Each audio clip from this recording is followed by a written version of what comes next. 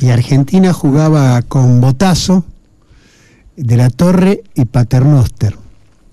Juan Evaristo, jugaron 2 hermanos en la Argentina, Monti y Arico Suárez, Peuchele, Barallo, Stabile, Ferreira, que había rendido el examen, y Mario Evaristo. Y el goleador del torneo fue Stabile, con 8 goles, que también va a tener otro mundial más. Otra historia más, porque Stabile fue director técnico de la selección argentina del 41 al 58.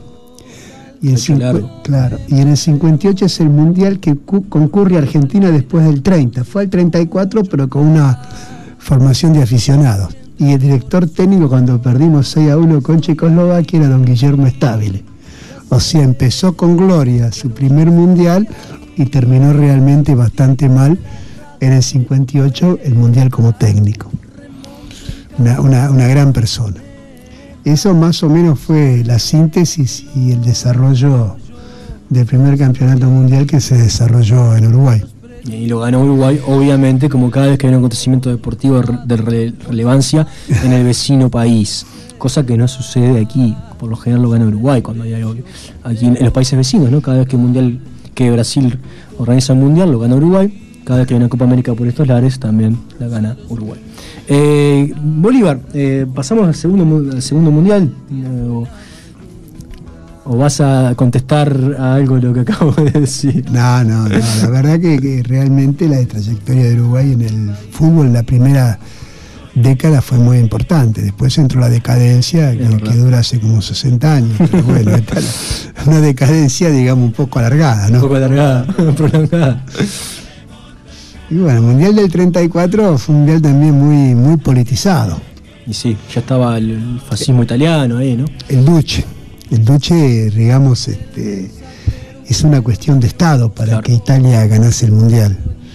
Porque el mejor equipo no era Italia, el mejor equipo era Austria. Que se había formado el Wunder Team, el maravilloso team. Que durante 8 o 9 años fue el cuadro más importante de Europa, con un gran jugador, Sindelar, que los europeos los consideraron durante mucho tiempo el mejor jugador del mundo, ¿no? Le decían el hombre de papel.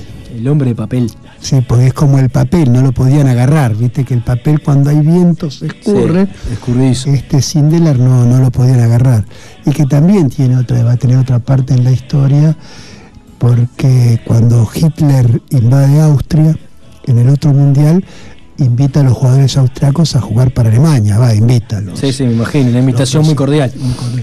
Y Sindelar era judío. Se niega a concurrir al mundial y muere. Muere de causas naturales, me imagino. Y hay tres versiones, ¿no es cierto? Una que fue un accidente por un escape de gas, otra que se suicidó y otra que lo asesinaron. Pero esa es otra historia. Digamos, en ese mundial ya hubo eliminatorias. Y la única vez es que el cuadro local también tuvo eliminatorias para llegar. ¿La jugó Italia? La jugó. No había ahí para nadie privilegios, y le tuvo que ganar a Grecia 4-0 para llegar al mundial. Uruguay no concurrió, digamos, en represalia por que no fueron los equipos europeos en el 30. Claro, para devolverla. Y Argentina, digamos, en ese momento el fútbol argentino estaba dividido entre los cuadros más poderosos, que no solamente en Buenos Aires, sino en Rosario y en Córdoba habían constituido ligas profesionales, y la asociación que tenía la afiliación en la FIFA y que era amateur. Entonces Argentina mandó un cuadro de jugadores de segunda división y jugadores del interior, pero no del interior de las provincias que estaban con esa más importantes, sino las provincias que se practicaba un fútbol menor. Inclusive de esas provincias los mejores jugadores no fueron tampoco, están jugando en el fútbol profesional. En ese mundial, era el primer mundial que había 16 equipos y se eliminaban en un solo partido. O sea, empezaban 16, seguían 8, seguían 4 y terminaban la final. Muy rapidito. Muy rapidito. El partido un partido muy... Bueno, muchos de los estadios se hicieron justamente ahí, para el Mundial. Para el Mundial.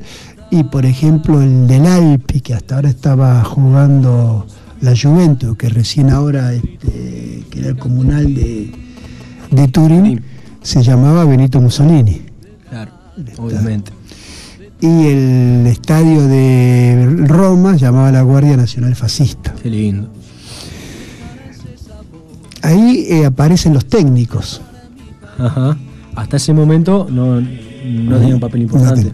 Y el Wunderteam de Austria lo hace Hugo Messi. No Messi. Disculpen la pronunciación porque yo me tengo que recordar las cosas y a veces esos nombres son difíciles, claro, de pronunciar. Estás disculpado, Bolívar, te disculpamos. Que era el hijo de un banquero. Había nacido en 1891 hijo de un banquero, que el padre quería que se dedicase a los negocios de la familia. Claro, pero él tuvo otra opinión. Pero Hugo era un apasionado del fútbol, aunque nunca lo jugó. Y a los 23 años se hace técnico de la selección de Austria. Opa. Y tiene la ayuda de un gran técnico escocés, que era inglés. Uh-huh. O sea, era inglés de nacimiento, pero había desarrollado su tarea en Escocia. Y el fútbol inglés se divide. El fútbol inglés propiamente dicho, es un fútbol de centros, de pases largos, de pelotazos, y el fútbol escocés es un fútbol de toque y de pases cortos. Inclusive Brasil, el primer técnico que tiene es escocés, en 1907, que dice que introduce esa escuela en Brasil. Y después fructifica, ¿no? Y un jugador, John Arley, un gran ídolo de Peñarol, también es escocés. Sí.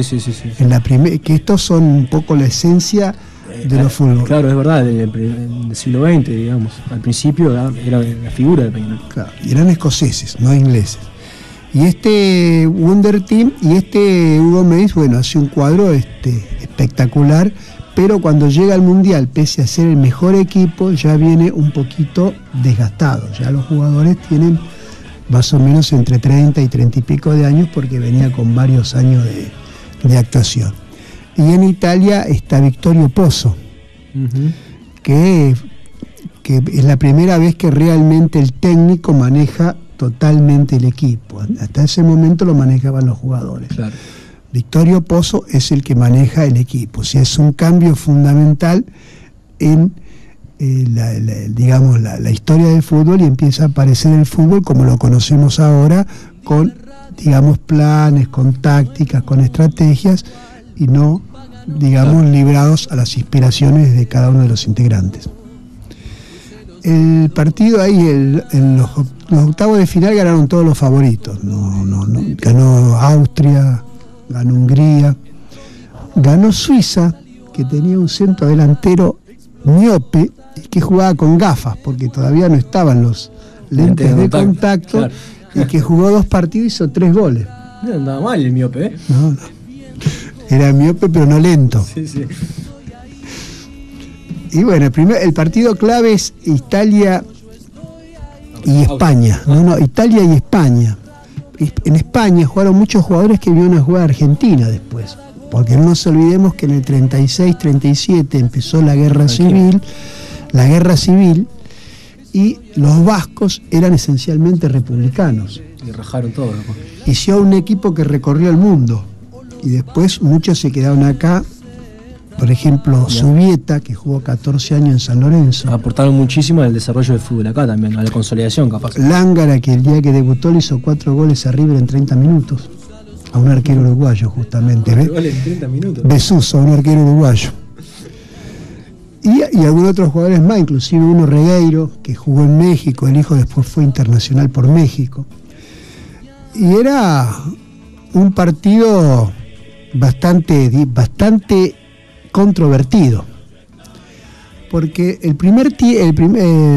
se pone en ventaja a España 1-0, uh-huh, y de ahí apareció la cacería del hombre, que Monti, que ustedes recuerdan antes, que jugó asustado con la final, claro, jugó para Italia en ese campeonato. Estaba jugando en Italia con la Juventus y jugó por Italia. Y hizo un papel bastante preponderante en la casa esa del hombre.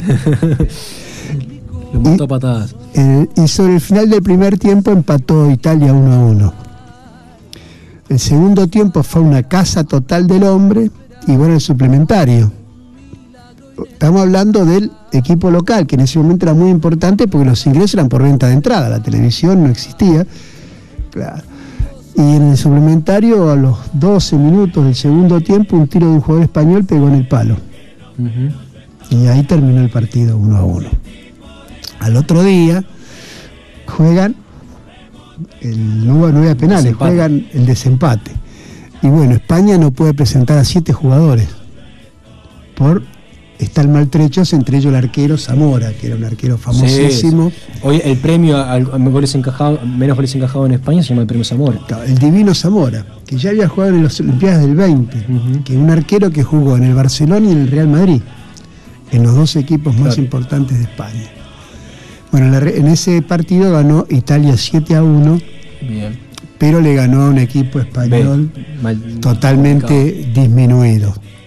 ¿Y la final con quién fue? Van a jugar las semifinales y ahí le gana a Austria. Y ahí ya se... 1-0 le ganó a Austria. Era un partido que el gol lo hizo un jugador argentino que había jugado en Estudiantes, Enrique Guaita, el Corsario Negro. El Corsario Negro, es buen nombre ese. Eso se lo pusieron en Italia, jugaba en la Roma. No, sí, por 8, pero le pusieron tantas, claro. Porque aparte en esa época, no olvidemos que estaban las camisas negras. Claro. Era el fachi de cometimento. y en la otra zona juegan Checoslovaquia, que elimina a Alemania. Y la final la juegan Italia y Checoslovaquia. Bien. En ese partido Mussolini les dice antes o ganar o morir. Me imagino. O ganaban o los mataban. Digamos que los jugadores italianos... Fútbol y política. Bastante asustados. Y bueno, hasta faltando 9 minutos, iba ganando Checoslovaquia 1-0.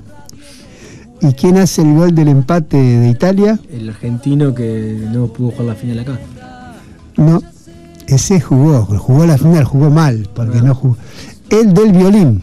El del violín, Raimundo Orsi hace el gol del empate para Italia.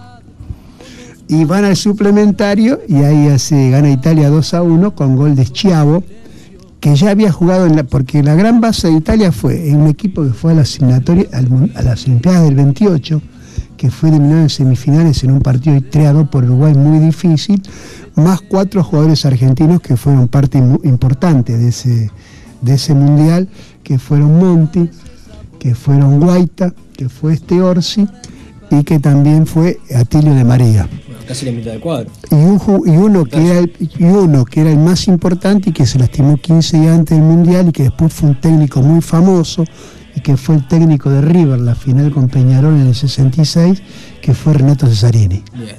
Y sí, está bien. Bueno, Bolívar, la verdad, interesantísima la clase que nos diste hoy de historia de los mundiales. Vamos a seguir en esta línea, ¿no? En las próximas columnas.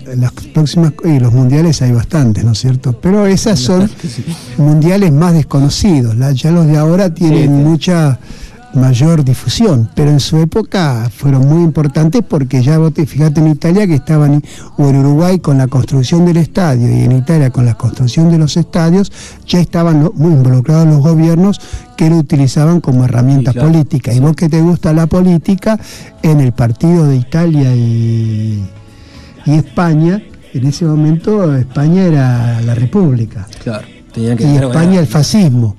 Sí, pero para más datos, Italia juega con la azul y España con qué camiseta juega. Roja. Con la roja, exactamente. Así que había más pica todavía en la política. Muy bien, gracias Bolívar. Nos vamos a la pausa con un tema de Carlos Gardel, que es Dandy, que del políticamente correcto rioplatense Carlos Gardel, igual que este conductor, que le cantó Dandy, es el tema que lo cantó los argentinos antes del Mundial del 30, en la final. Pausa, nos vamos con Gardel. Gracias Bolívar.